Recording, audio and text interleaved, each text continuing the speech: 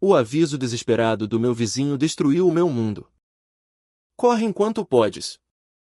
O teu filho e a sua esposa são monstros. Perguntei-lhe o que tinham feito. Ele revelou-me a terrível verdade que fez as minhas pernas fraquejarem e quase desmaiar com o choque. Essa verdade mudou tudo. Antes de continuar, por favor, subscreve o canal e escreve nos comentários que horas são onde estás agora. Os documentos do contrato Hernandes estavam espalhados pela minha secretária de mogno como folhas caídas. 23 anos a construir a logística Ramos e agora eles estavam a retirar-se.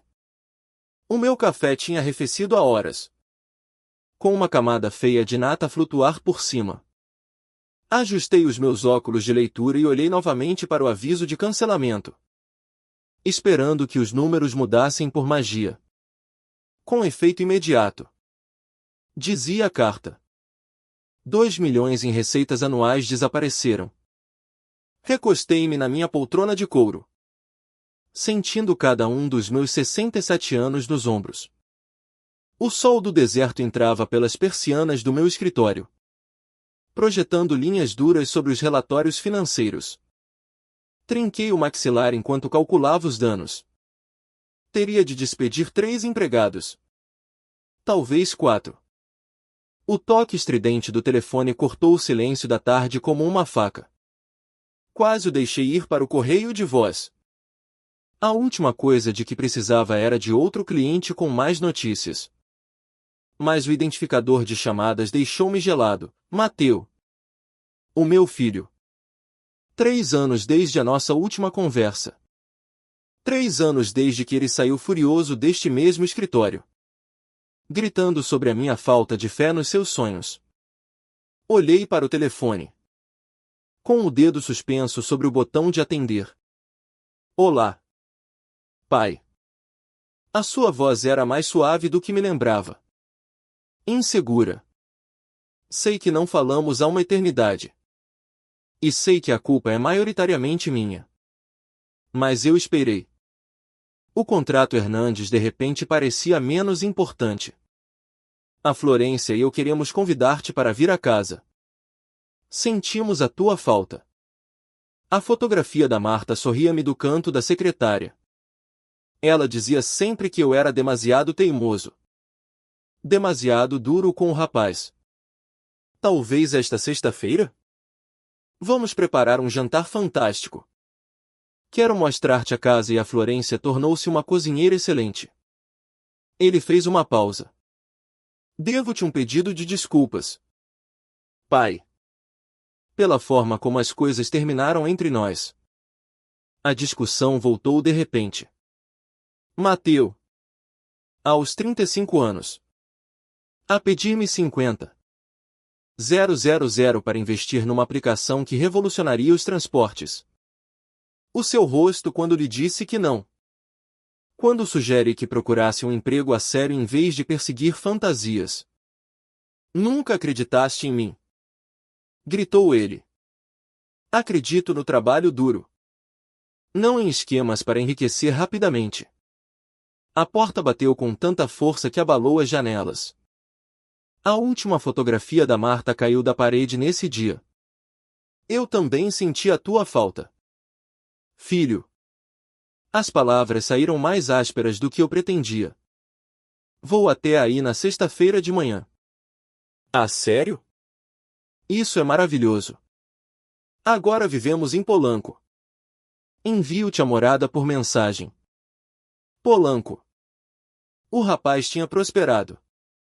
Ao que parece. Talvez eu me tivesse enganado a seu respeito. Afinal, talvez a voz gentil da Marta tivesse razão. Como sempre. Depois de desligar, fiquei sentado em silêncio durante um longo tempo. O contrato Hernandes continuava à minha frente. Mas agora parecia mais pequeno, menos devastador. A família triunfa sempre sobre os negócios. Fui ao meu quarto e peguei na minha mala boa, a que a Marta e eu usávamos para as nossas viagens de aniversário, do meu porta-joias. Escolhi o Rolex que guardava para uma ocasião especial. O Mateus sempre o admirou. Para Florência. Escolhi os brincos de diamante que a Marta usou no nosso casamento. Ela gostaria que ficassem na família. A viagem demoraria umas 6 horas. E eu sairia cedo. Dobrei a roupa com cuidado na mala. Com as mãos mais firmes do que em toda a semana. Os problemas de negócios podiam esperar. O meu filho estendia-me a mão. E desta vez eu não deixaria que o orgulho se metesse no caminho. Levei as malas para o Cadillac. O DeVille de 1995 que me tinha servido fielmente durante décadas. Os assentos de couro estavam gastos, mas confortáveis como um velho amigo. Enquanto carregava a bagageira, o sol de Jalisco pintava o céu com laranjas e vermelhos brilhantes.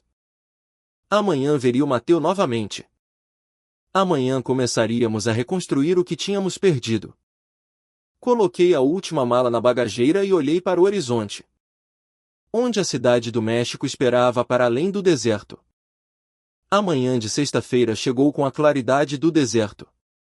Tirei o Cadillac da garagem às 9 em ponto, com o motor a ronronar satisfeito. Guadalajara estendia-se atrás de mim no retrovisor. Um vasto testemunho de sonhos construídos em lugares áridos. A estrada estendia-se à frente como uma promessa. A autoestrada 15D tinha sido a minha companheira em dezenas de viagens de negócios ao longo dos anos. Mas hoje parecia diferente.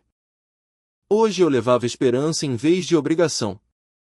Ajustei o retrovisor e vi os meus próprios olhos, brilhantes com uma antecipação que não sentia há meses. O rádio ganhou vida quando entrei no trânsito. Um clássico de José Alfredo Jimenez encheu o habitáculo. E dei por mim a trautear. Apesar da ironia. O ar-condicionado combatia o calor crescente enquanto Guadalajara dava lugar ao deserto aberto. Pelas 11 horas. Estava no coração de Jalisco, onde a civilização se resumia a postos de gasolina e paragens de caminhões. A paisagem estendia-se infinitamente em tons de bege e castanho, salpicada por agaves ocasionais que se erguiam em direção a um céu azul impossível. Este troço fazia-me sempre pensar na Marta. Ela adorava estas viagens. Dizia que o vazio ajudava a pensar com clareza. Todo esse espaço dá lugar para a alma respirar. Costumava dizer, com a sua mão sobre a minha na alavanca das mudanças. Uma recordação surgiu sem ser convidada. Mateu. Aos 12 anos. A saltar no banco de trás deste mesmo Cadillac enquanto íamos para o lago de Chapala para um fim de semana de campismo. A Marta tinha levado comida suficiente para um exército. Convencida de que morreríamos de fome na natureza a 30 minutos da cidade. Pai. Quando é que eu posso conduzir? Perguntou o Mateu, inclinando-se entre os nossos assentos. Quando fores alto o suficiente para chegares aos pedais sem te sentares numa lista telefônica. Pai. Isso não é justo. O pai do Tomás deixa-o conduzir na sua quinta. O pai do Tomás tem mais terras e menos leis de trânsito com que se preocupar. No lago. Ensinei-o a lançar a cana de pesca, com as suas pequenas mãos agarrarem o cabo com uma determinação feroz. A Marta tirou fotografias de nós a segurar um peixe que, honestamente, era demasiado pequeno para guardar. Mas posamos como se tivéssemos capturado Moby Dick. Mais tarde, ela riu-se até as lágrimas ao ver-nos a tentar cozinhar o jantar sobre a nossa fogueira patética. Vocês os dois não conseguiam acender um fogo nem que as vossas vidas dependessem disso. Ofegou ela entre gargalhadas. Estamos a aprender importantes habilidades de sobrevivência. Protestei. Mas eu também me ria. Aqueles eram os dias de ouro. Antes da rebeldia adolescente. Antes das discussões sobre a faculdade. Antes das discussões sobre o negócio que nos separaram. Quando é que tudo se tinha complicado tanto? O indicador de combustível descia constantemente. E eu parei numa estação de serviço numa pequena cidade. O caixa idoso levantou os olhos do seu jornal quando entrei, com o suor a brotar na minha testa apesar do ar-condicionado. A visitar a família na cidade do México? Perguntou ele, enquanto cobrava o combustível. O meu filho. Não o vejo há anos.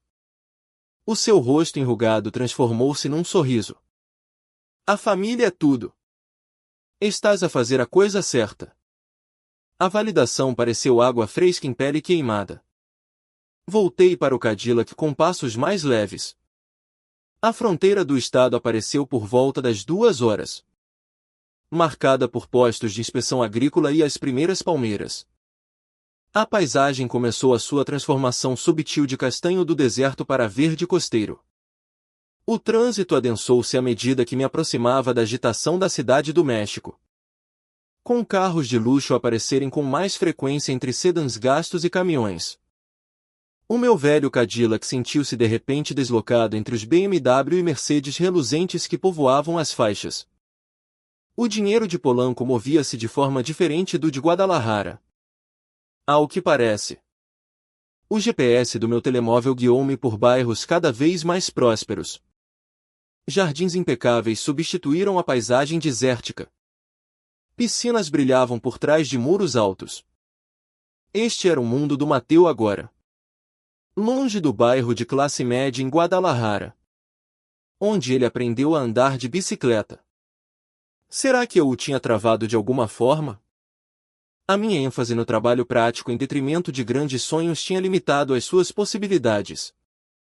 Talvez este sucesso provasse que eu estava errado. Talvez o rapaz que eu criei só precisasse de espaço para crescer para além do que eu podia oferecer. O trânsito arrastava-se por Polanco. A Avenida Reforma apareceu e desapareceu na minha periferia. Uma rua que eu só tinha visto em filmes. As minhas palmas umedeceram-se no volante, apesar do ar-condicionado.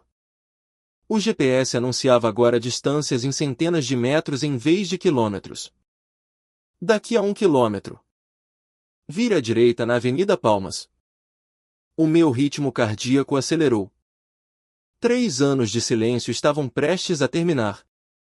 Olhei-me no retrovisor, alisando meu cabelo grisalho e ajustando o colarinho da camisa. Os presentes estavam seguros no banco do passageiro, embrulhados no papel bonito que a Marta sempre insistia em guardar para ocasiões especiais. Daqui a 500 metros. Vire à direita na Avenida Palmas. A vivenda modernista branca erguia-se diante de mim como algo saído de uma revista de arquitetura. Janelas do chão ao teto refletiam o sol da tarde, criando um labirinto de luz e sombra.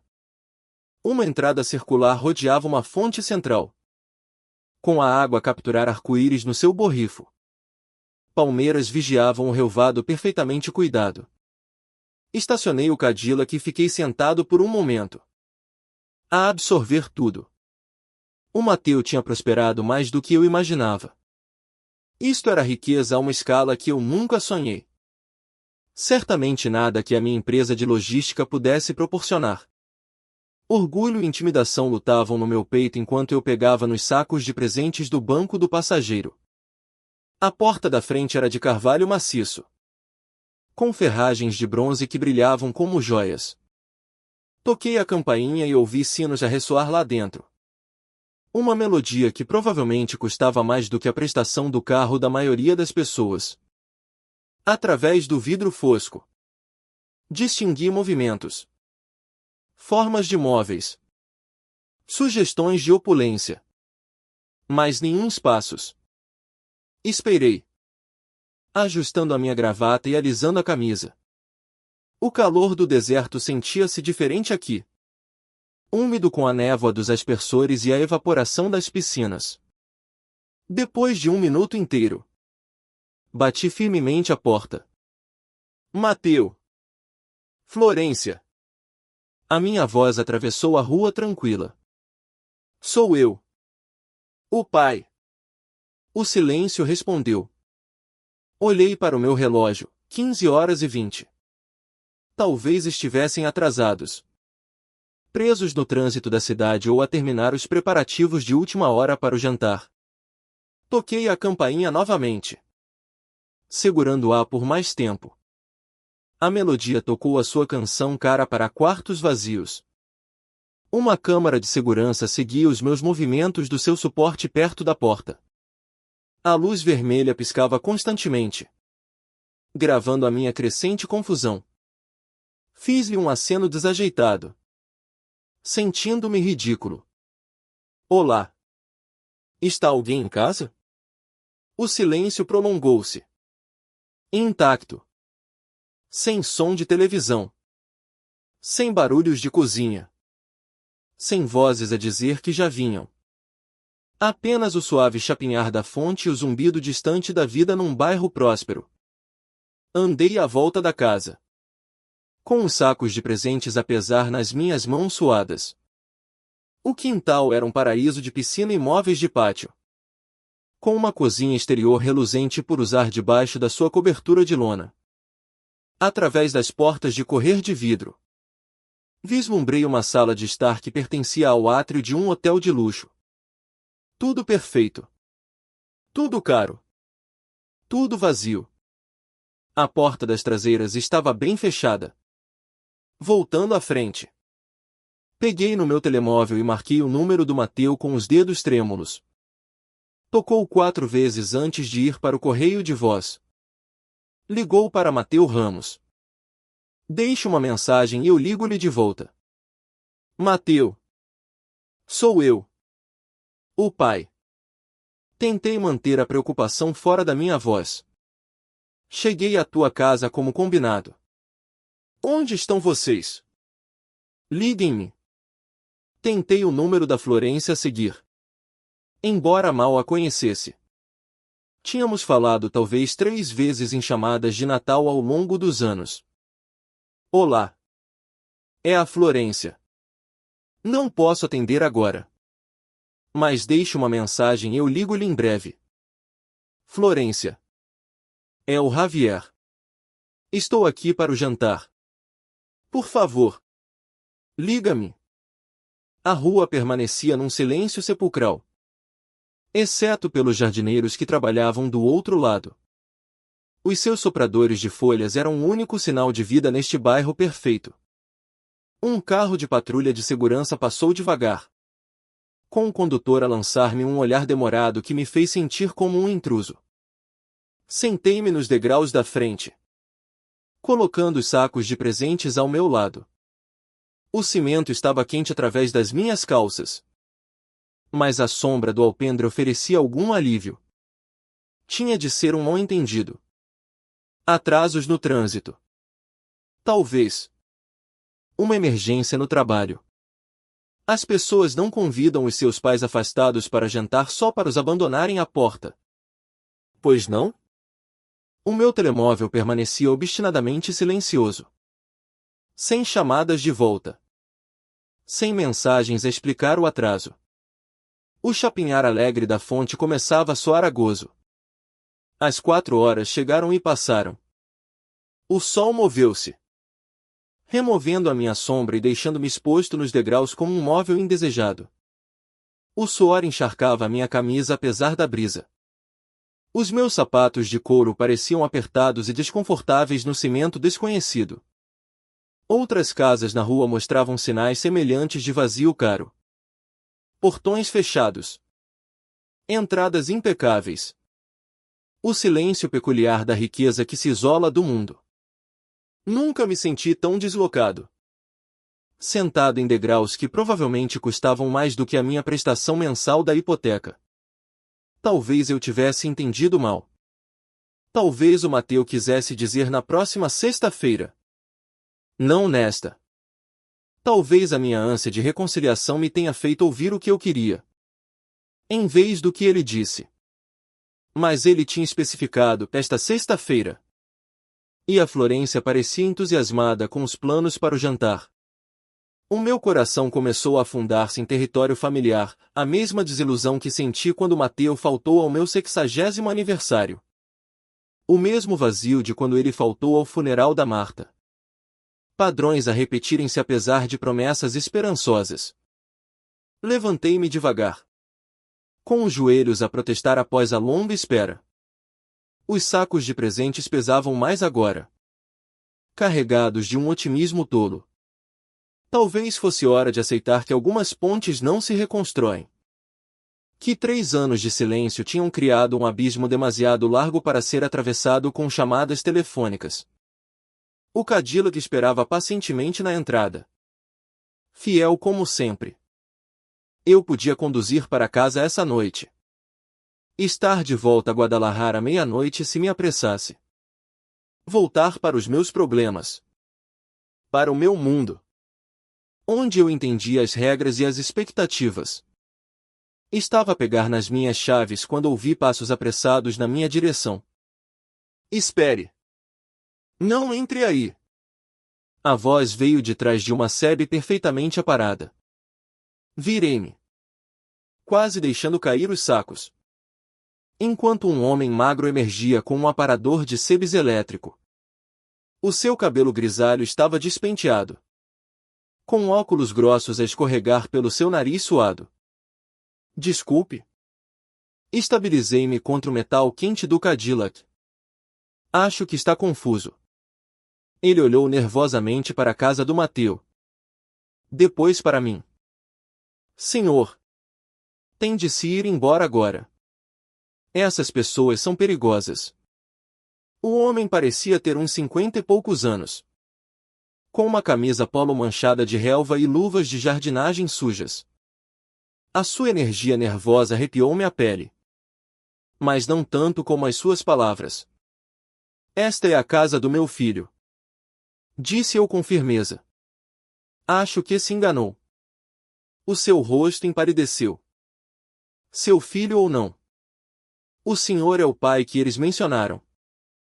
Um arrepio percorreu minha espinha. Apesar do calor. De que está a falar? Quem me mencionou? O seu filho e a sua esposa. Eles mataram o pai dela. Envenenaram-no. Isso é impossível. As palavras saíram mais altas do que o previsto. Deve estar enganado. 5 milhões de herança. Ele morreu logo depois de os visitar. Tal como o senhor agora. As minhas pernas ficaram instáveis. Isto é ridículo. O meu filho nunca. Ele era saudável como um carvalho quando veio aqui jantar. Uma semana depois. Morto. A mão do homem tremia enquanto falava. Sou o Lorenzo. A propósito. Moro mesmo ali. Apontou ele para a casa vizinha. Tenho vigiado este lugar desde que aconteceu. As pessoas morrem de causas naturais o tempo todo. Protestei. Mas a minha voz soava fraca até para mim. Causas naturais não fazem uma pessoa vomitar na entrada de alguém. Os olhos de Lorenzo desviaram-se para as câmaras de segurança na casa do Mateu. Os vizinhos viram-no sair. Pálido como a morte. A vomitar antes de chegar ao seu carro. O saco de presentes escorregou das minhas palmas suadas, aterrando no cimento quente com um baque suave. O papel caro amassou-se, parecendo de repente tolo sob a luz dura da tarde. Está a dizer-me que o meu filho é um assassino? As palavras pareciam estranhas na minha boca. Estou a dizer-lhe para ir embora antes que se torne a próxima vítima. O Lorenzo recuou em direção à sua sebe, claramente aterrorizado por ser ouvido. Aquela mulher. A Florência. Tem algo de frio nela. E o seu rapaz mudou desde que se casou com ela. O meu coração batia contra as minhas costelas. 3 anos de afastamento assumiram de repente um significado mais sombrio. E se o Mateu tivesse mudado? E se os problemas de dinheiro que eu me recusei a ajudar tivessem levado a algo impensável? Como sabe da herança? Ouvi dizer por aí. Bairro pequeno. As pessoas falam. O pai dela era rico. Vivia sozinho em Coyoacán. Um setentão saudável que jogava golfe 2 vezes por semana. A voz de Lorenzo baixou ainda mais. Um jantar com o seu novo genro e filha. Bum! Morto em dias. A parte empresarial do meu cérebro. Aquela que tinha construído uma empresa de sucesso com avaliações de risco cuidadosas. Começou a catalogar os detalhes. Pai rico e idoso. Casamento recente. Morte súbita após visita familiar. O padrão fazia um sentido terrível. Mas este era o Mateu. O meu filho. O rapaz a quem ensinei a pescar. Que chorou quando seu peixinho dourado morreu. Que uma vez trouxe para casa um cão vadio porque parecia sozinho. Tenho de o avisar. Por que não conseguiria viver comigo mesmo se não o fizesse? Continuou Lorenzo. Mas já disse tudo o que podia. É tudo. Ele agarrou no seu aparador de sebes e começou a recuar em direção à sua propriedade, lançando olhares temerosos para as câmaras que seguiam a nossa conversa. Espere! Gritei. E a polícia? E eles? Pessoas ricas morrem. Acontece o tempo todo. Não há investigação sem provas. Ele parou no seu portão. Só não coma nem beba nada do que lhe oferecerem. E não passe a noite. Viu Lorenzo desaparecer atrás da sua sebe, deixando-me com perguntas que me reviravam o estômago.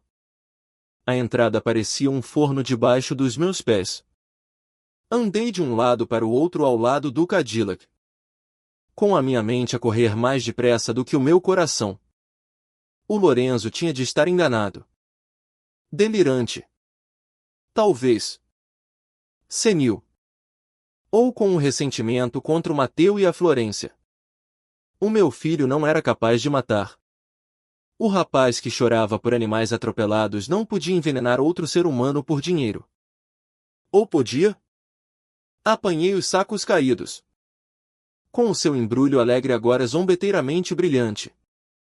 O Rolex lá dentro era para ser uma oferta de paz. Um símbolo de confiança renovada entre pai e filho. Agora parecia uma prova da minha própria ingenuidade. 3 anos. 3 anos de silêncio após a nossa discussão por dinheiro. O que tinha acontecido ao Mateu nesse tempo? Em quem se tinha ele tornado? A lembrança da nossa última discussão atingiu-me com um novo significado. O seu desespero ao pedir os 50. 000. Preciso deste investimento. Pai. O meu futuro depende disso. O olhar selvagem nos seus olhos quando recusei. Vais arrepender-te de não acreditares em mim. Na altura. Descartei-o como a birra de um adulto mimado que nunca aprendeu o valor do trabalho duro. Agora. Essas palavras carregavam um peso diferente. Uma ameaça. Talvez. Em vez de uma previsão. Peguei no meu telemóvel e tentei o número do Mateu novamente. Direto para o correio de voz. Agora cheio. O da Florência tocou sem parar antes de ir para a mesma gravação alegre que eu tinha ouvido 1 hora antes. Onde estavam eles? Se este convite para jantar era genuíno, por que não atendiam? Por que me tinham deixado à espera mais de 2 horas? A casa erguia-se diante de mim. A sua fachada modernista branca já não impressionante, mas imponente como uma fortaleza. As câmaras de segurança pareciam seguir cada movimento, com luzes vermelhas a piscar como olhos mecânicos. Quantas pessoas aquelas câmaras tinham gravado nas suas horas finais? A voz da Marta ressoou na minha memória. És demasiado duro com o rapaz. Javier. O Mateu tem a tua ambição, mas não a tua paciência. Tem cuidado para não o afastares demasiado. Será que eu o tinha empurrado para isto? A minha crítica dura e a recusa em apoiar os seus sonhos tinham criado o desespero que levou ao assassinato? Mas isso era loucura. As pessoas não matam por dinheiro. especialmente a sua própria família. Exceto que matam. As notícias estão cheias de tais histórias: disputas de herança, apólices de seguro, pais idosos encontrados mortos em circunstâncias misteriosas. Coloquei os sacos no capô do Cadillac e encostei-me ao metal quente. O sol da tarde batia impiedosamente. Mas eu mal o sentia. Os meus pensamentos eram demasiado barulhentos, demasiado caóticos. Se o Lorenzo estava a dizer a verdade, então o Mateu e a Florência tinham me convidado aqui para me matar. A voz amorosa do meu filho ao telefone. A conversa sobre sentir a minha falta e querer reconciliar-se. Tudo mentiras. Uma atuação concebida para me atrair para a sua armadilha. Mas se o Lorenzo estivesse a mentir, ou enganado, então eu estava aqui como um tolo paranoico, a destruir a minha única oportunidade de reconstruir a relação com o meu filho. 5 milhões. Foi isso que o Lorenzo disse que a Florência herdou do pai. O suficiente para comprar esta casa, financiar o estilo de vida do Mateu, fazer desaparecer todos os seus problemas financeiros. O suficiente para matar. O meu telemóvel vibrou. Uma mensagem. O meu coração deu um salto. Até que vi que era do meu sócio em Guadalajara. A perguntar sobre a conta Hernandes. O mundo exterior. A minha vida normal. Parecia impossivelmente distante agora. Olhei para as horas, quase 17h30. O sol começava sua descida em direção ao Pacífico, pintando as mansões de Polanco com uma luz dourada. Bonita e mortal. Como tudo neste bairro. O motor de um carro zumbiu ao longe, aumentando de volume. O meu pulso acelerou. Alguém vinha pela rua e, num bairro tão exclusivo, só podiam ser residentes ou seus convidados. O som do motor tornou-se mais distinto, caro, suave. Não o rugido do meu Cadillac envelhecido, mas o ronronar da engenharia alemã. Eu tinha talvez 30 segundos para decidir, entrar no meu carro e ir embora, provando que não confiava no meu próprio filho.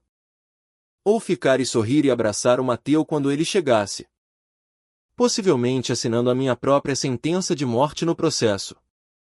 Um BMW prateado virou para a entrada. E eu tive de decidir se sorria e abraçava o meu filho, ou se corria pela minha vida. O motor do BMW sussurrou até parar atrás do meu Cadillac empoeirado. Vidros fumados esconderam os ocupantes por um momento que se estendeu como uma eternidade.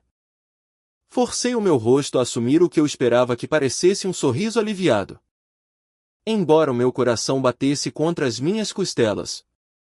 A porta do condutor abriu-se primeiro. O Mateu surgiu com roupas que eu nunca o tinha visto poder pagar, calças feitas à medida, camisa de seda, sapatos de couro que provavelmente custavam mais do que a prestação mensal do meu carro. Ele parecia próspero, saudável. Nada como o homem em dificuldades que me tinha ligado 3 anos antes, a implorar por dinheiro. Pai. A sua voz continha um calor genuíno enquanto ele avançava na minha direção com os braços abertos. Lamentamos muito ter te feito esperar. O trânsito estava um inferno a voltar do centro. Inferno. A palavra atingiu-me como uma bofetada. Má escolha de palavras ou crueldade calculada. Tínhamos uns assuntos legais para tratar. Continuou ele, puxando-me para um abraço que parecia ao mesmo tempo familiar e estranho. Coisas aborrecidas. Mas sabes como são estes advogados? Assuntos legais. Testamentos. Talvez. Planeamento de sucessões? Retribuí o abraço enquanto a minha mente catalogava cada detalhe para análise futura. A porta do passageiro abriu-se. E a Florência saiu como uma modelo a posar para uma revista. Cabelo loiro perfeitamente penteado. Um vestido de designer que abraçava a sua figura. Uma carteira que custava mais do que a renda mensal de algumas pessoas. Ela aproximou-se de braços abertos. Com um sorriso suficientemente brilhante para iluminar o bairro. Javier! És ainda mais bonito do que nas fotografias. O Mateu mostrou-me tantas fotografias de quando era criança. Ela tocou no meu braço enquanto falava. Um gesto que teria parecido amigável uma hora antes. Agora. Arrepiou-me a pele. Estudei o seu rosto em busca de sinais de culpa. De falhas na atuação. Mas só encontrei entusiasmo e calor. Espero que tenhas trazido apetite. Continuou ela. Estive a cozinhar toda a tarde. Os teus pratos favoritos. O Mateu contou-me tudo sobre o teu amor por assado e pelos pãezinhos da Marta. Como é que ela sabia dos pãezinhos da Marta? O Mateu devia ter partilhado mais memórias de família do que eu imaginava. A intimidade desse conhecimento pareceu-me uma violação. A viagem não foi muito dura? Perguntou o Mateu. Olhando para minha aparência gasta pela viagem com o que parecia ser genuína preocupação. 6 horas é uma viagem longa. Especialmente com este calor. Não foi tão mal. Consegui dizer. Com a minha voz a soar estranha até para mim. O Cadillac aguenta-se bem. É um clássico. Disse o Mateu. Passando a mão pela pintura desbotada do carro com aparente apreço. Lembras-te de quando me ensinaste a conduzir neste velho? Eu tinha tanto medo de o arranhar. A lembrança era real. Calorosa. Inocente. Pertencia a uma vida diferente. Antes de suspeitas e acusações. E da terrível possibilidade de que o meu filho se tivesse tornado um estranho capaz de matar. Peguei nos sacos de presentes do capô. Com as mãos a tremer ligeiramente. Trouxe-vos uma coisinha a ambos. Só umas pequenas lembranças. Pai. Não precisavas. Os olhos do Mateu iluminaram-se com o que parecia ser um prazer genuíno. O facto de estares aqui já é um presente suficiente. A Florência bateu palmas como uma criança encantada. Oh! Que querido! Mas primeiro, vamos entrar onde está fresco. Pareces estar com calor. E eu tenho chá gelado à espera. Chá gelado. A minha garganta estava seca do calor e do estresse. Mas o aviso do Lorenzo ressoou na minha mente: não comas nem beba nada do que te oferecerem. Eles flanquearam-me enquanto caminhávamos para a porta da frente. O Mateu a carregar uma das minhas malas apesar dos meus protestos. A Florência a conversar sobre o bairro e as suas renovações. Os anfitriões perfeitos. A receber um parente querido. A porta da frente abriu-se com um bip eletrônico. Entrada por teclado.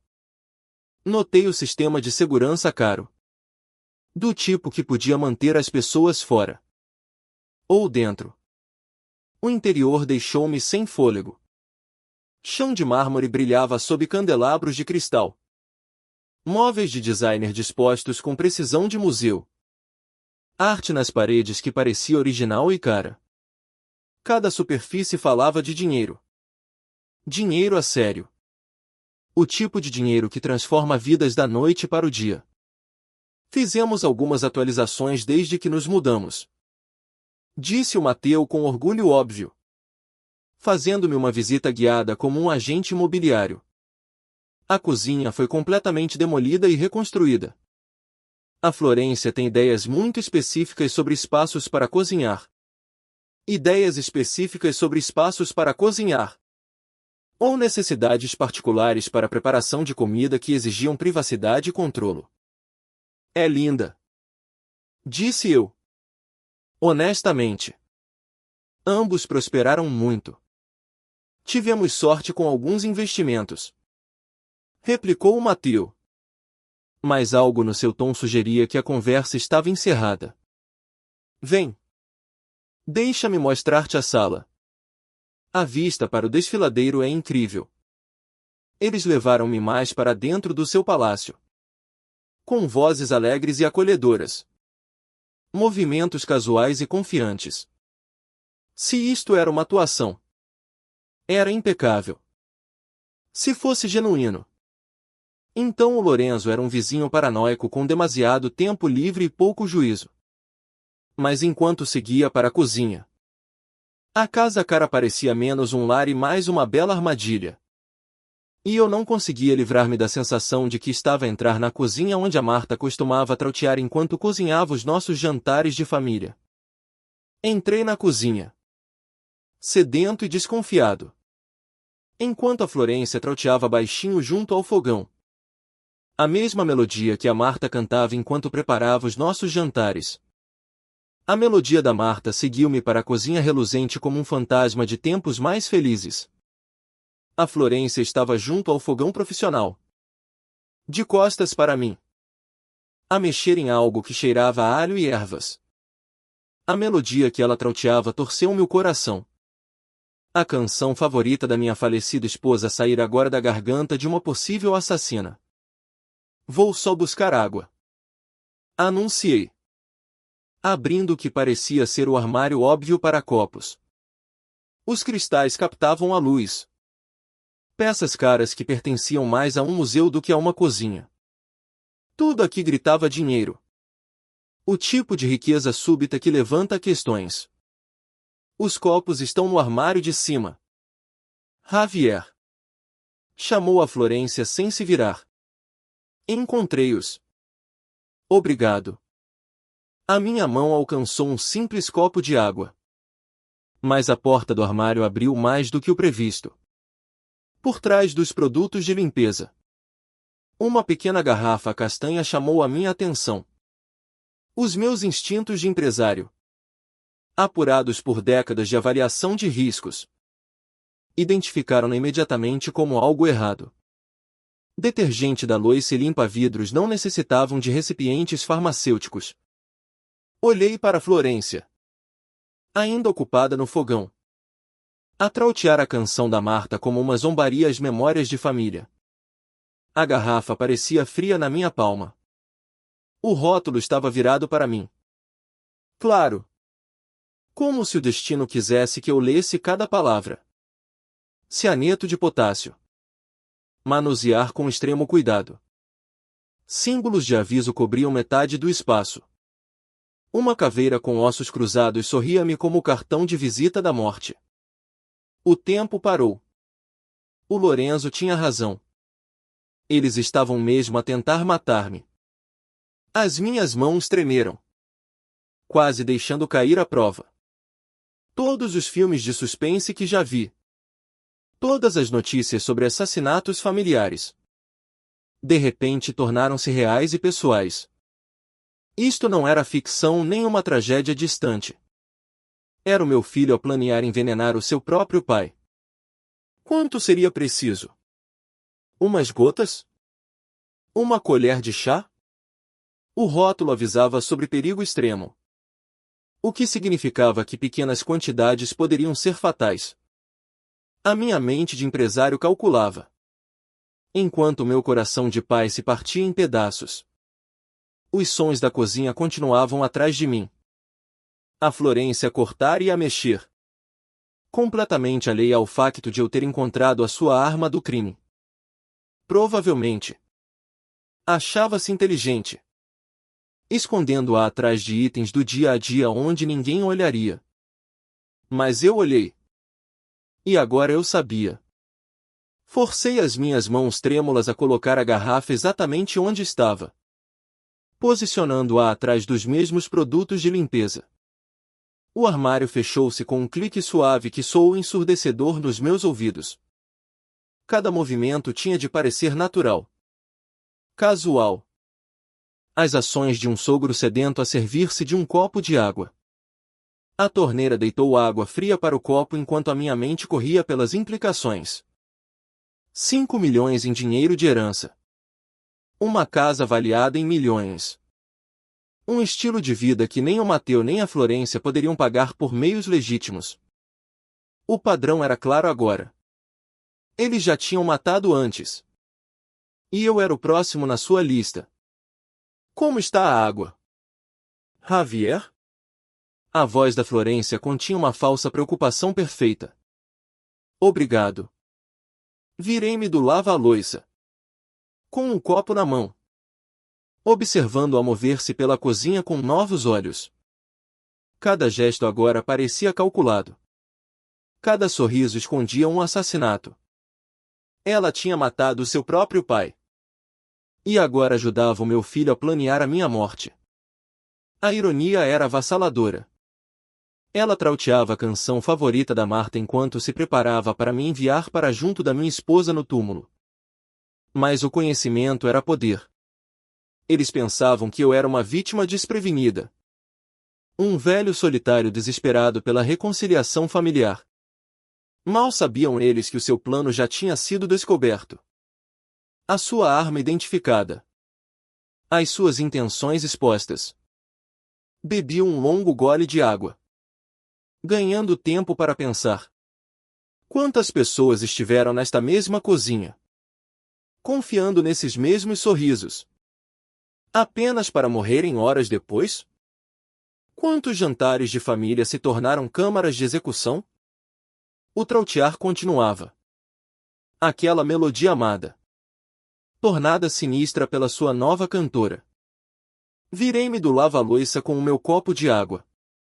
Sabendo que tudo que a Florência preparava, incluindo nosso jantar de família, era agora potencialmente mortal. A sala parecia diferente agora. Como um palco onde todos representavam um papel. Exceto eu. O Mateu levantou os olhos da sua revista quando regressei. O seu sorriso era o mesmo que eu lhe tinha ensinado a usar com clientes quando ele tinha 12 anos.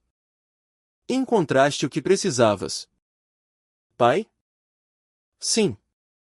Obrigado. Cozinha linda. As palavras saíram mais firmes do que eu me sentia. Vocês criaram algo especial aqui. Escolhi a poltrona de couro com uma linha de visão clara para a porta da cozinha. O Mateu não questionou a minha posição. Demasiado focado em fazer o papel de anfitrião perfeito. Daqui. Eu podia observar os movimentos da Florência enquanto mantinha a conversa. Fala-me sobre o mercado imobiliário na cidade do México. Disse eu. Precisando de desviar a atenção do Mateu da minha vigilância. Parece que se saíram bem.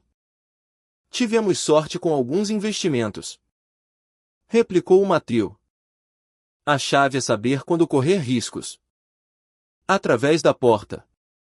A Florência movia-se entre a bancada e o fogão com uma eficiência praticada. Várias garrafas de vinho abertas na ilha de mármore.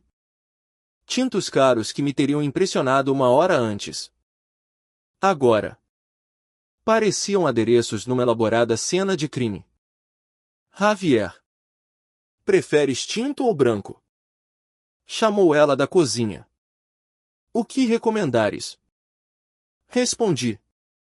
Vendo-a selecionar uma garrafa de Cabernet que provavelmente custava mais do que as compras semanais de muitas pessoas. O Mateu lançou-se numa discussão sobre as regiões vinícolas mexicanas. Enquanto eu mantinha respostas apropriadas. Mas a minha atenção permaneceu fixa na cozinha. Onde a Florência servia 3 copos de vinho tinto profundo. Ela colocou 2 copos de lado. Perto da janela. O terceiro ficou junto ao fogão. O meu coração batia forte enquanto ela olhava para a sala. Verificando as nossas posições. O Mateu estava imerso no seu monólogo de especialista em vinhos. Gesticulando com as mãos. Completamente inconsciente de que a sua esposa preparava um assassinato. A Florência alcançou o armário inferior. O mesmo onde encontrei a garrafa de veneno. O tempo dilatou-se enquanto ela retirava o pequeno recipiente castanho. Os seus movimentos eram rápidos. Mas cuidadosos. Praticados. Não era a sua primeira vez. Um líquido claro pingou para o copo de vinho mais próximo do fogão. Uma gota.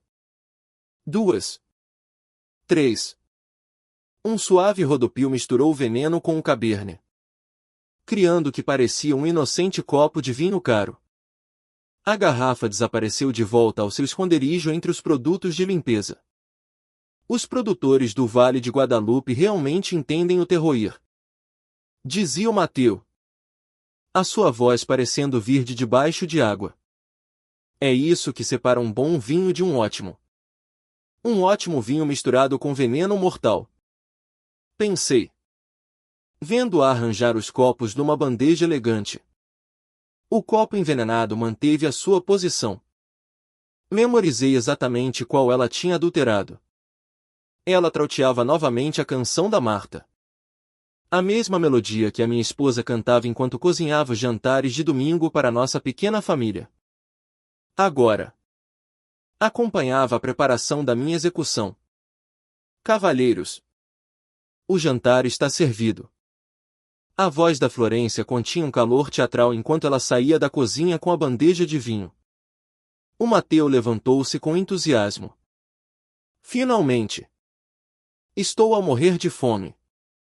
Levantei-me mais devagar, catalogando as posições de tudo que era importante. O copo envenenado estava no lado direito da bandeja, mais perto de onde a mão da Florência agarrava as pegas. Ela sabia exatamente qual seria o meu. Já tardava, disse o Mateu, com o braço à volta dos meus ombros enquanto caminhávamos para a sala de jantar. A família deve permanecer unida. Família. A palavra sabia amargo agora. O meu filho levava-me para jantar como um cordeiro para o matadouro. A sua voz cheia de calor, enquanto a sua esposa carregava a morte líquida em cristal. A mesa de jantar brilhava sob a luz do candelabro, posta com porcelana que pertencia a palácios. 3 lugares esperavam, perfeitos na sua simetria, belos e letais como tudo nesta casa. Ao aproximarmos-nos da mesa posta com porcelana fina que refletia a luz do candelabro, a Florência colocou a bandeja de copos no centro, incluindo aquele destinado a ser a minha última bebida. Velas cintilavam sobre o mogno polido enquanto a Florência dirigia os nossos assentos como uma maestrina a orquestrar uma sinfonia de morte. A sala de jantar pertencia a revistas de arquitetura, com um candelabro de cristal a projetar arco-íris através dos copos. Cada peça de porcelana valia mais do que os salários semanais dos meus empregados. Javier, senta-te aqui. À cabeceira. Ela gesticulou para a cadeira mais longe de qualquer saída. O lugar de honra para o nosso convidado especial. O Mateu tomou a sua posição à minha direita. A Florência à minha esquerda. Flanquearam-me perfeitamente, cortando rotas de fuga enquanto mantinham a ilusão de intimidade familiar. A coreografia parecia ensaiada. Vamos brindar aos reencontros familiares, disse o Mateu, levantando seu copo com entusiasmo teatral. A Florência ergueu o seu em sincronia perfeita, para curar velhas feridas e para novos começos. O meu copo estava ao meu alcance, a luz das velas fazendo o cabernet envenenado parecer rubis líquidos, belo e letal. Eu conseguia sentir o aroma rico do vinho de onde estava, sem qualquer vestígio do veneno que me mataria em minutos se o consumisse. Agradeço o gesto. Comecei, a minha voz mais firme que o meu pulso. Mas eu deixei de beber álcool. A expressão do Mateu mudou. A surpresa a substituir a expectativa. Desde quando? Costumavas gostar de vinho ao jantar? Ordens do médico. A medicação para a tensão arterial não se mistura bem com o álcool. A mentira saiu fácil. Credível para um homem da minha idade a lidar com estresse e preocupações de saúde. O sorriso da Florência vacilou por um microsegundo. Mas eu apanhei-o. A pequena fissura na sua atuação revelava a frustração por baixo da fachada de anfitriã. Claro. A saúde em primeiro lugar. O Mateu recuperou rapidamente. Mas o seu olhar para Florência tinha um significado. Eles tinham ensaiado este cenário. Preparados para obstáculos. A Florência faz um sumo fresco incrível. Continuou ele. A sua voz com um entusiasmo forçado. Uma mistura de maçã e arando. Vais adorar. O piscar de olho que ele deu à sua esposa poderia parecer brincalhão a um observador desatento. Para mim, confirmava que eles passariam para o plano B.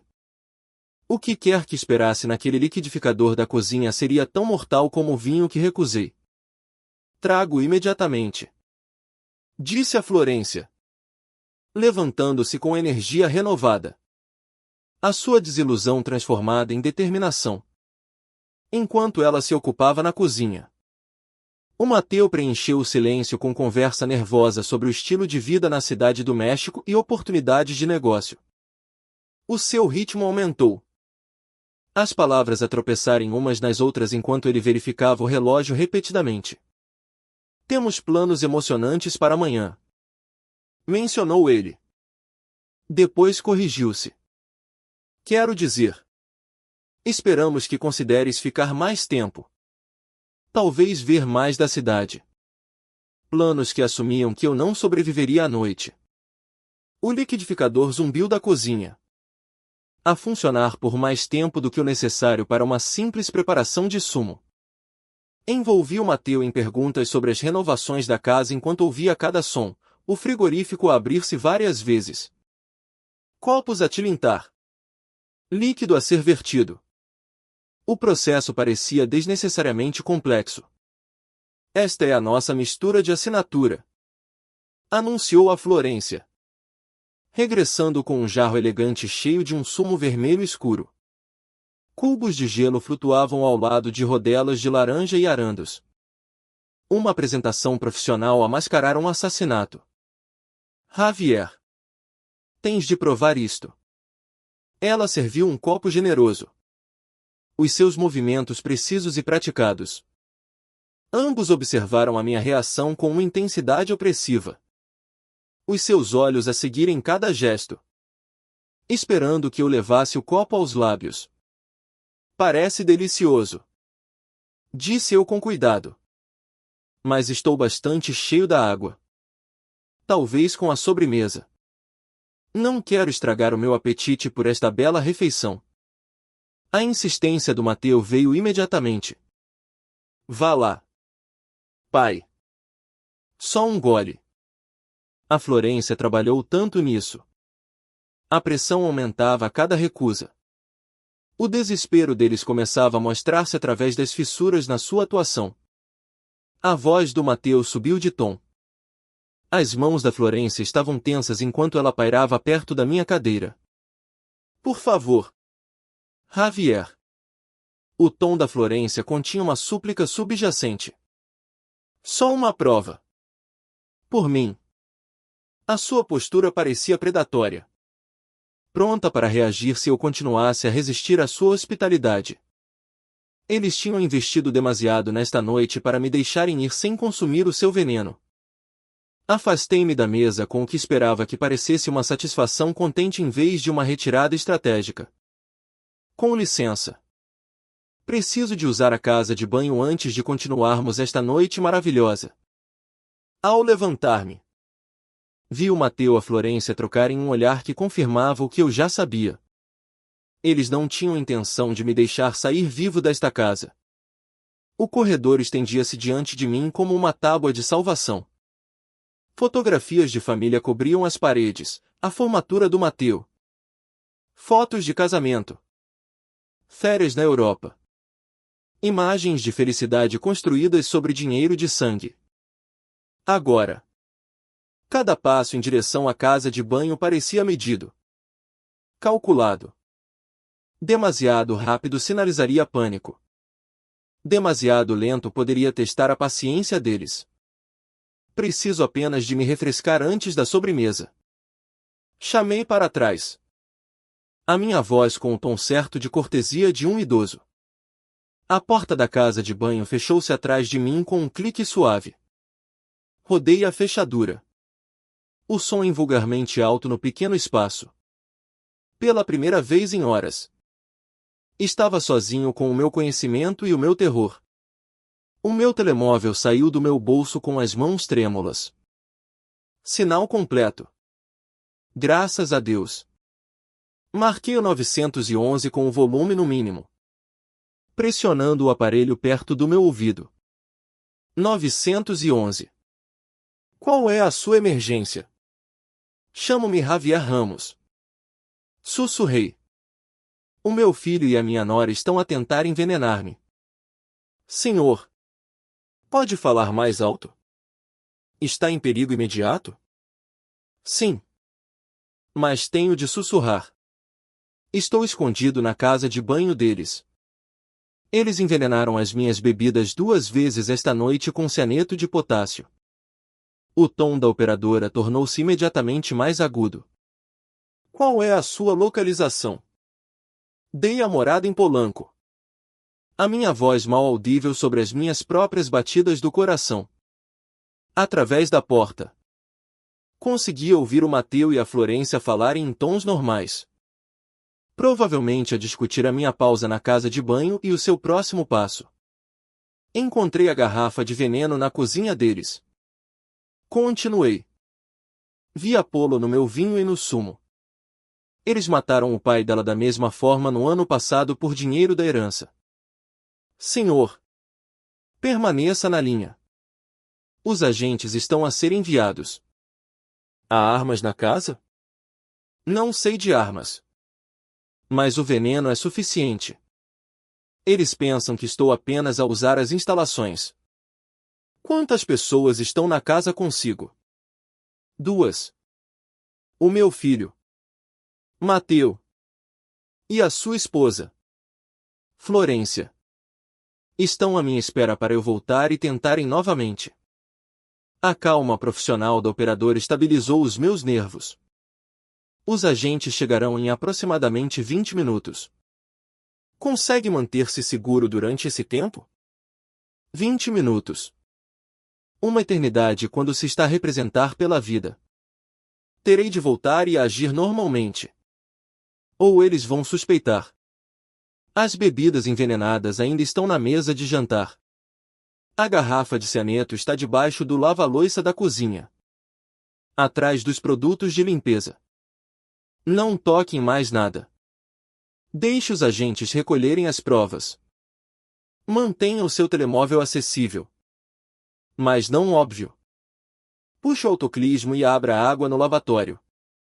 Criando sons autênticos de casa de banho. No espelho. O meu reflexo parecia mais velho do que os meus 67 anos. Mas os meus olhos tinham uma determinação que eu não sentia desde a morte da Marta. E se eles tentarem forçar-me a beber algo? Recuse tudo. Crie qualquer desculpa.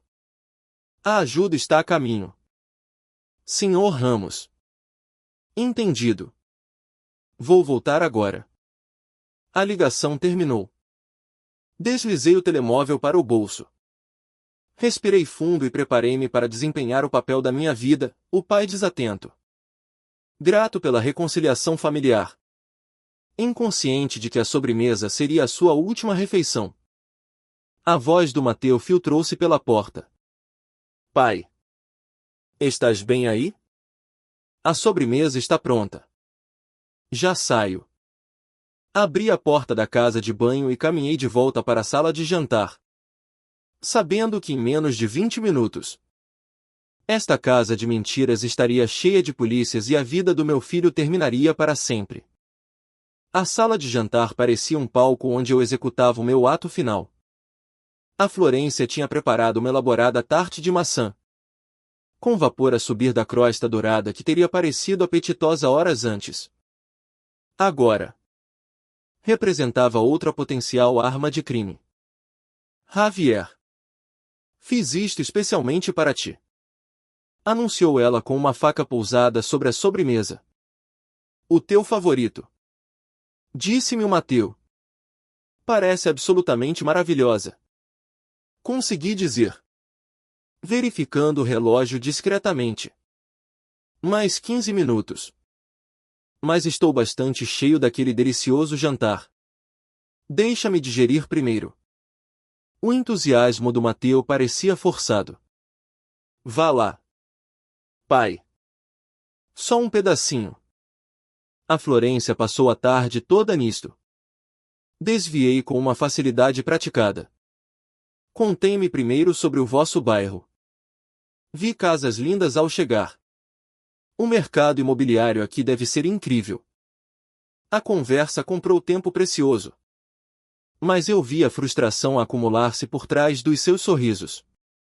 O Mateu verificava o telemóvel repetidamente. O aperto da Florência na faca de servir tornava-se mais tenso a cada minuto. Então, a salvação chegou na forma de portas de carro a baterem lá fora. O Mateu franziu a testa em direção à janela da frente.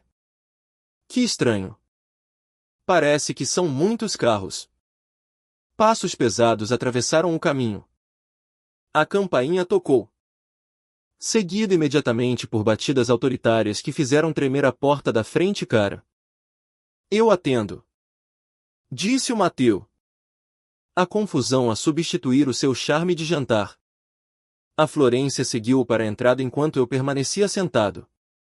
O meu coração a bater com alívio e antecipação. Polícia da Cidade do México. Recebemos uma chamada sobre um possível incidente de envenenamento nesta morada. A voz do Mateu quebrou com um choque. Envenenamento? Deve haver algum engano. Agente. Levantei-me e caminhei para o hall, onde 3 agentes uniformizados enchiam a entrada. A sua presença transformou a elegante entrada numa cena de crime. Agentes. Sou o Javier Ramos. Fui eu que fiz a chamada. A cor desapareceu do rosto da Florência como água de um copo partido. A confusão do Mateu transformou-se em horror à medida que a compreensão surgia. Pai. O que é que fizeste? Chamei por ajuda quando descobri que vocês estavam a tentar assassinar-me. Respondi. A minha voz mais firme do que em toda a noite. O agente principal avançou. Senhor Ramos. Onde estão os itens que mencionou? Gesticulei para a sala de jantar. Os copos de vinho e o sumo envenenados estão na mesa. A garrafa de cianeto de potássio está na cozinha. Debaixo do lava-louça. Atrás dos produtos de limpeza. As negações desesperadas do Mateu encheram o ar. Isto é uma loucura. Nós nunca faríamos mal ao meu pai. Ele está confuso. Possivelmente a ter algum tipo de episódio. Mas a Florência permaneceu em silêncio. A sua mente calculista já a trabalhar no controle de danos. O seu silêncio falou mais alto do que os protestos do Mateu. 2 agentes moveram-se para a sala de jantar, enquanto um terceiro foi para a cozinha. Em minutos, estavam a fotografar provas e a ensacar cuidadosamente as bebidas envenenadas que eu me recusei a consumir. A garrafa de cianeto está exatamente onde descreveu. Chamou o agente da cozinha. O rosto do Mateu empalideceu com o impacto das implicações. A prova era inegável. Física. Condenatória. Senhor. Está preso por tentativa de homicídio. Anunciou o agente principal. Produzindo algemas. Pai. Por favor. A voz do Mateu quebrou ao som do clique das algemas dos seus pulsos. Diz-lhes que isto é um engano. Olhei-o nos olhos pelo que eu sabia que seria a última vez. Deixaste de ser meu filho quando decidiste matar-me por dinheiro. A detenção da Florência prosseguiu com eficiência profissional. Ela não ofereceu resistência. Nem súplicas. Apenas um cálculo frio das suas chances. Enquanto lhe liam os seus direitos. Vi apenas ódio nos seus olhos quando olhou para mim. O Lorenzo apareceu da sua casa vizinha. Atraído pelos carros da polícia e pelas luzes intermitentes. Eu avisei-o sobre estes 2. Disse ele aos agentes. Algo estava muito errado aqui. Obrigado, disse eu ao Lorenzo, enquanto carregavam o Mateu e a Florência para carros de patrulha separados. Salvaste-me a vida. Os vizinhos tinham se reunido na rua, atraídos pelo espetáculo da riqueza e do privilégio a desmoronarem-se sob as luzes da polícia. A casa que parecerá tão impressionante horas antes, agora parecia o que era, um monumento ao assassinato, financiado por dinheiro de sangue.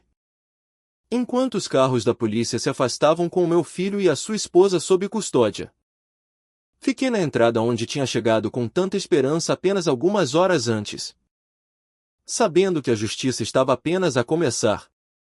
E a parte mais difícil, viver com a verdade sobre a minha família, ainda estava por vir. Os meses entre junho e setembro passaram num borrão de reuniões legais, revisões de provas e noites sem dormir.